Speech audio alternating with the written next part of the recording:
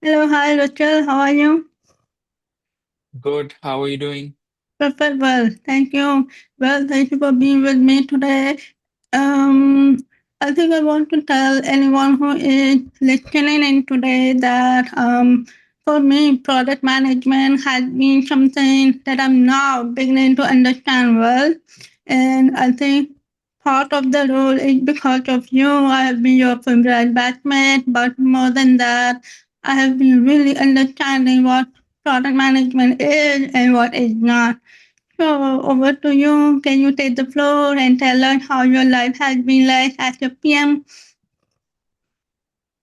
Yeah, sure. By the way, first, thanks for having me over. And product management has a lot of definitions. That's true. And this is one of those fields where it's been equated to project management, which is something I hate.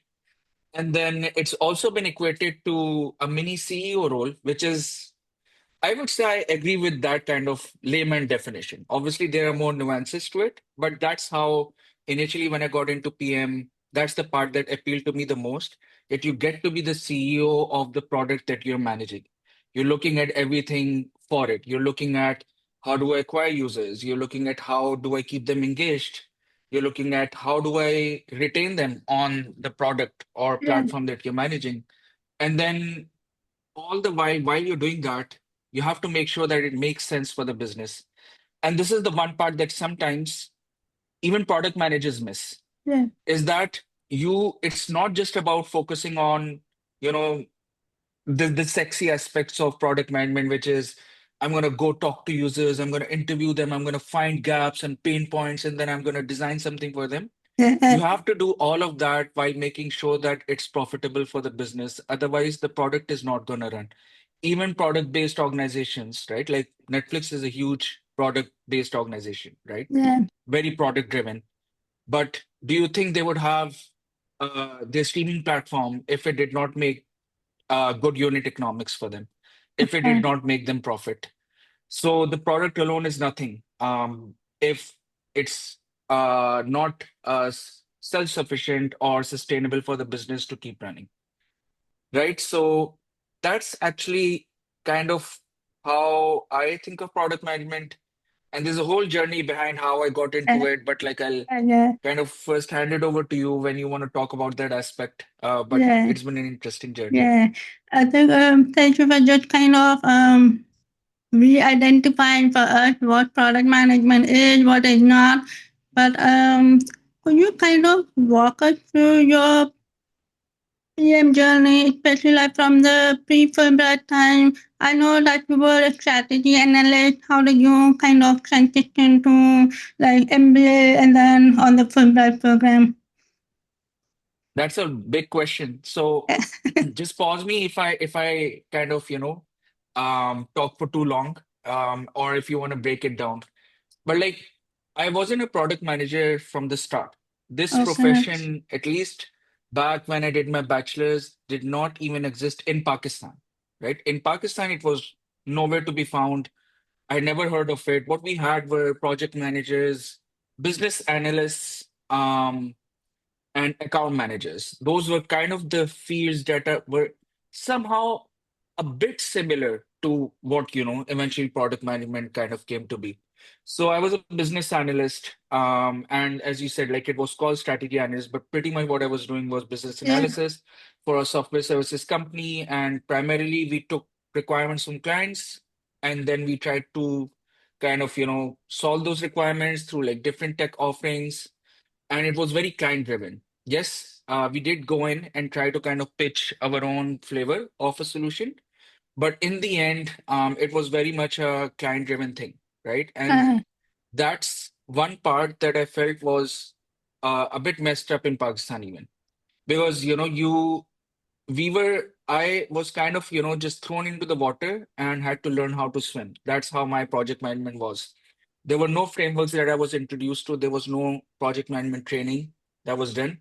Yes, we have PMP and all those certifications, but in reality, like in Pakistan, there was no specific formula, right? Like it was all over the place. And this was the case whether you're in marketing, handling marketing projects or you're handling, like tech projects or any other kind of projects that you're managing. I don't think that there was good formal education in place. That's actually what drove me towards Fulbright.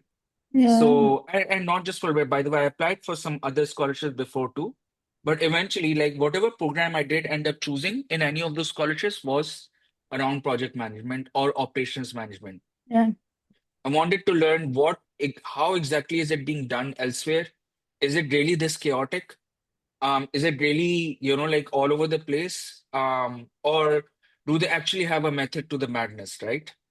So that's how I kind of got into Fulbright as well. My whole kind of statement, my whole, like statement of purpose statement were all about like how the challenges I faced in doing project management in Pakistan and generally like how businesses suffer from it. There was one USAID project that I did as well, which made it into my statement of purpose as well. And I think that helped me get the scholarship eventually. Yeah. But like this was a USAID project to kind of install an ERP, Enterprise Resource Planning Okay. application, which basically runs Yeah. the whole business. That's what it does Yeah. in like 15 textile factories, right? And these textile factories were completely manual. So they were doing a lot of like wastage and all of that, and they weren't tracking their numbers properly.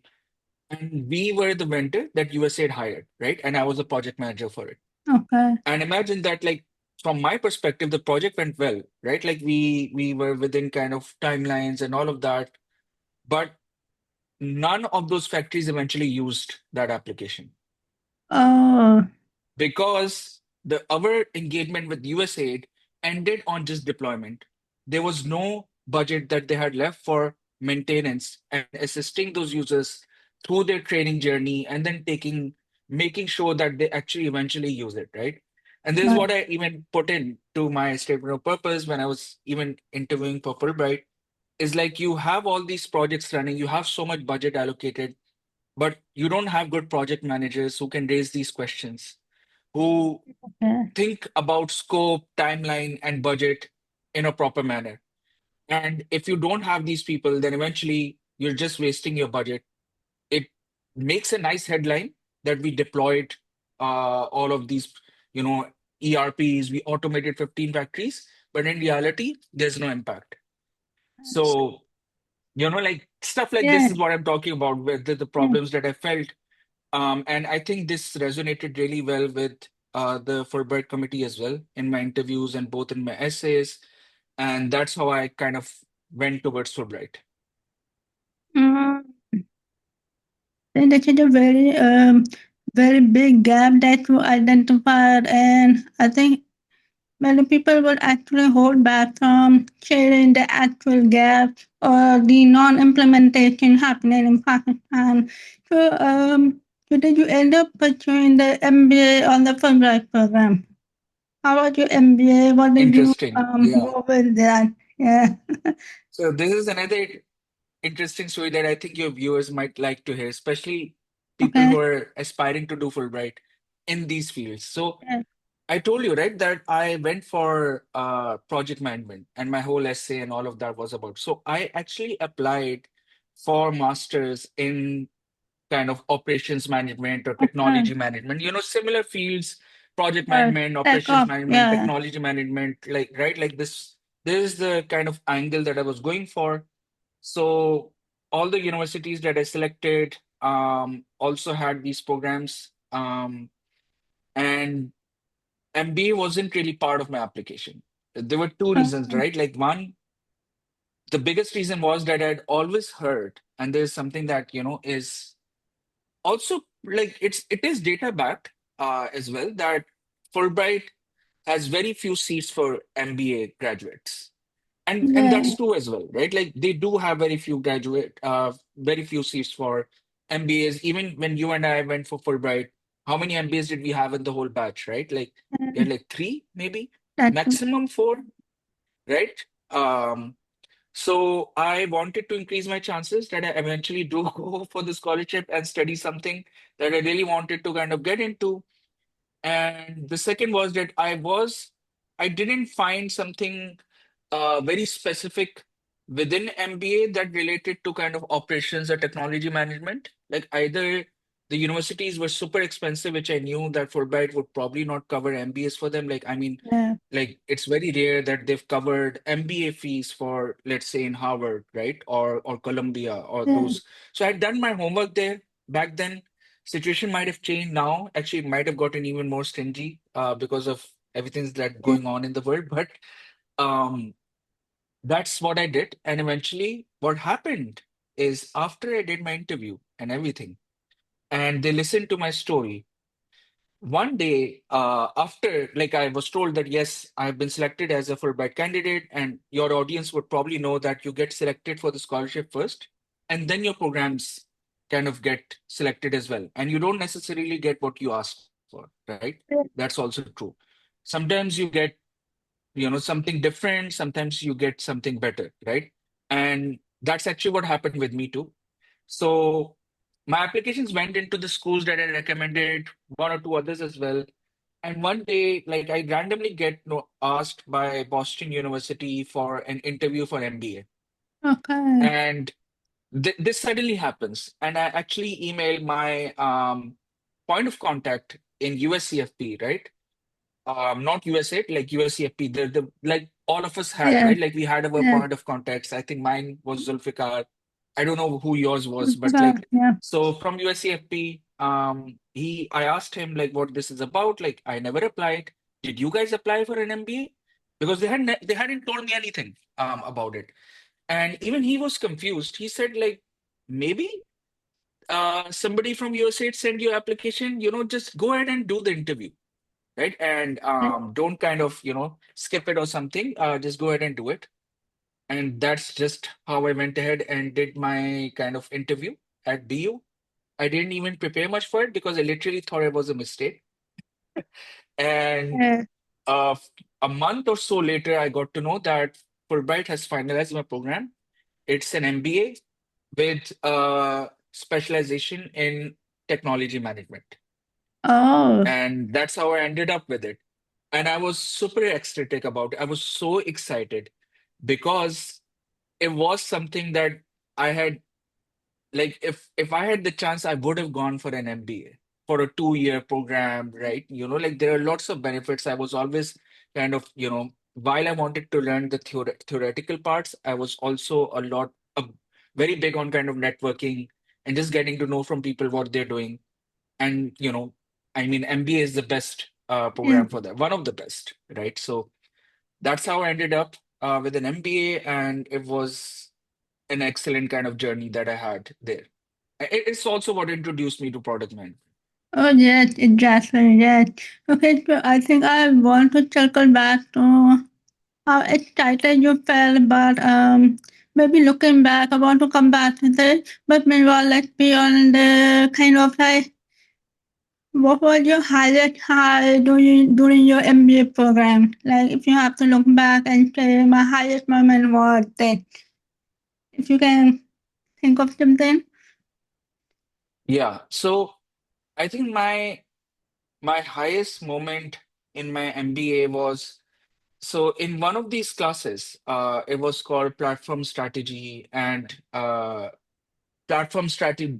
Yeah, it basically it was called platform strategy. Okay.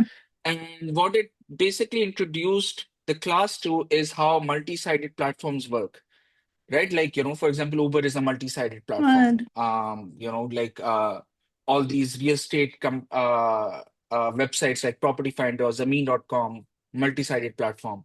They're joining two parties together, buyers and sellers, riders and Okay. drivers. So it was kind of like a huge thing back then, right? Like a lot of these platforms were just starting out or making a lot of money from, coming up with these platforms. So my final project was basically with a company that was building an Internet of Things platform, Okay. trying to connect their technology that enables companies to build an IoT offering with actual clients who need those IoT services, Okay. but they didn't actually have a good platform in place to join those parties, to match those parties together. Right. They had good technology, but they and they had like these all these conferences. They were known as a huge provider. Their name is PTC, but they didn't have a good way to match them. And we were kind of brought in by our kind of, like professor to, come in and solve this problem for them. Like, what do they have to pay attention to build a good multi-sided marketplace that has good, kind of network effects in place, and one party is attracting the other, and they're able to kind of, PTC can facilitate those connections, and in turn, it benefits, PTC as well. So I did that project, and our project was so well received by the client that they actually kind of got us a spot in one of the biggest conferences on Internet of Things called LiveWorks, Oh, welcome. and we had a spot as a presenter in that conference. Right. So you can imagine, like when we went in, it had people from kind of all over the world, right? Like the pioneers of Internet of Things applications and service providers. And we had a spot in which we were presenting a solution to them on how we help PTC kind of come up with this idea of a multi-sided marketplace and how beneficial it would be to different Internet of Things service providers or technology providers, Yeah. because you do have to make sure that your users, your clients know what value is being added, and they're able to find those providers that can provide that value. So that was my biggest high. They actually were interested in hiring us as well, but Fulbright, right? Like Oh, you have to come back. bad, I don't know. bad. This is not the best thing to say here, but that's like, it still felt great that the work that we did was so well received, and Yeah. the company, like it's a big company, right? They actually benefited so much from it. All right. Yeah, I know that is the hardest feeling we have to deal with on the Fulbright program. We made so much impact, like all the projects are client facing, and I can understand why this was like a highest moment for you. On that note, would you mind sharing something like anything that you feel it could have been better on your MBA program or generally on the Fulbright experience? Um, Generally in the Fulbright experience, to be honest, it has been truly amazing for me. So there's very little that I can say that Fulbright can improve. At least in my time, we had a great community of students that like a great kind of my fellow Fulbright scholars, all of them were amazing. We Fulbright gave us great opportunities to actually meet each other regularly, right? Like those meetups and things that used to happen where they would fly in everyone to like Kentucky or like, Yeah, to New York, and then everyone would kind of meet together. But I think one aspect that I felt initially was like, and this is more because of the program that I was in, is that like my first semester had like double the amount of credits that normally people take. And you would remember that call as well, right? Like, I I think remember most now. Fulbright Yeah, scholars were taking 12 to 15 credits, and I was on 21. 21 credit hours technically means that you were taking maybe like six courses or something in one that's a semester. lot. And that's just how the Boston MBA program was. But like what it eventually did for me is like my first 6 months were so hard and so busy that I was just in kind of trying to live day by day and trying to kind of just get through on a daily basis. And I missed those first 6 months where, like, a lot of the other scholars were able Yeah, to, just con talk to each other, just ease into the US lifestyle. I mean, you do get homesick, you do miss your social life, you do kind of get into this new kind of country and new city where you may not have relatives there, right? yeah, Like in Boston, I had no relatives at all.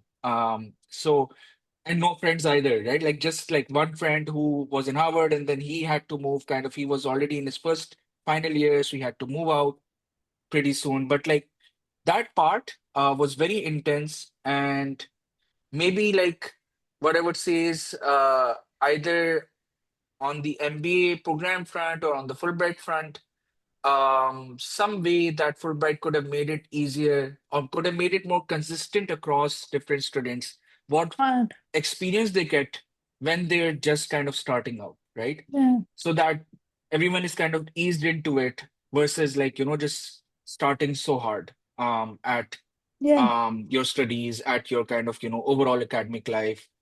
So But I feel like the time you went on the Fulbright program, you got kind of very lucky because all the platforms and operations they suddenly took off right in the middle of your MBA program, right? Like we didn't know what product management was in Pakistan, and then we finally knew what it was. So looking back and looking where you are today, how do you feel about all this?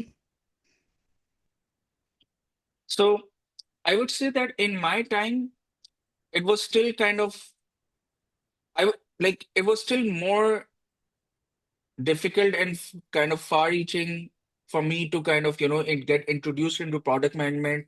It was a Yeah, good mix of factors that kind of came together, and then I found the field of my dreams, right?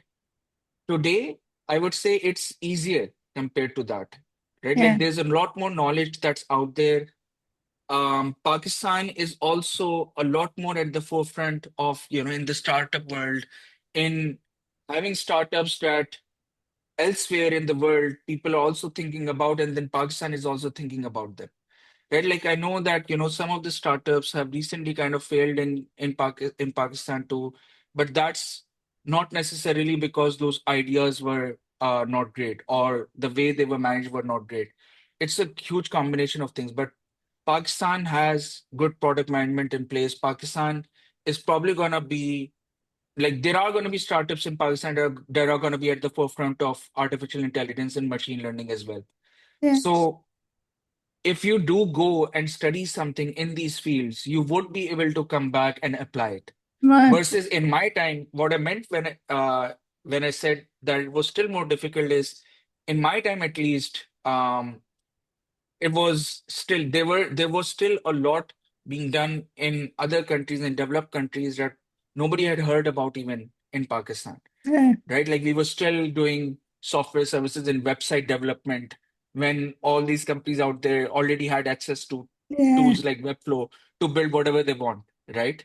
So And I think for you, Fulbright really help in identifying that the program fit for product management. That really helped you in your case as well. yep, it definitely did. And sorry, like I want to go back to Yeah. what we were talking about and add one more thing is Oh, that it's not even just about being able to work in Pakistan.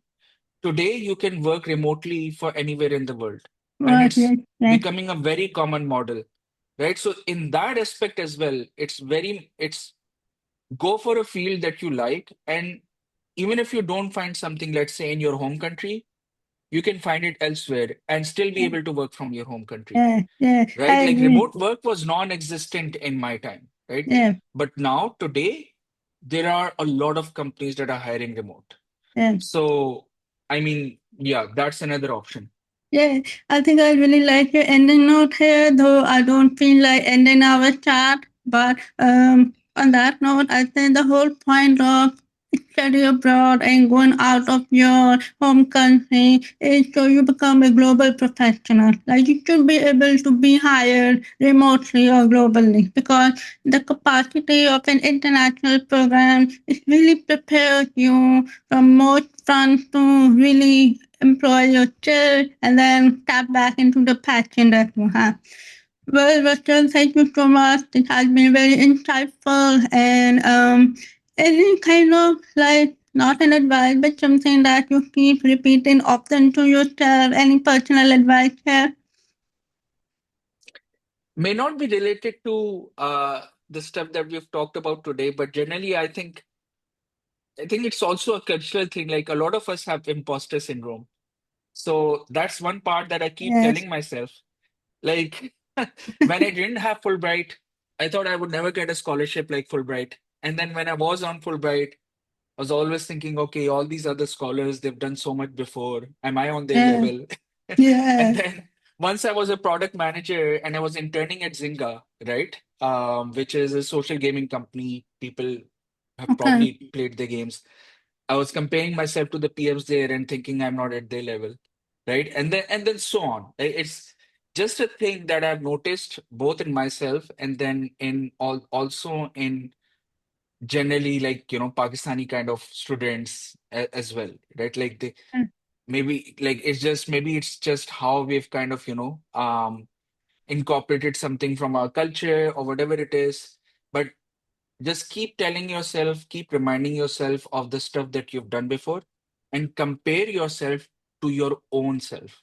Right. To the Russell, I compare myself to the Russell of yesterday versus others. And that's how I've kind of tried to deal with this part. So Yes. in all your applications, I would advise in all your kind of failures and successes, just keep trying to be better than what you were yesterday. Yeah, I agree. We need to just kind of compare our current version with the past version and also like be kind to ourselves here. Well, thank you so much, Rachel. And I will let you know any other question we have coming up. But thank you so much for your time today. Great to be here. Thanks, Paula. Thank you.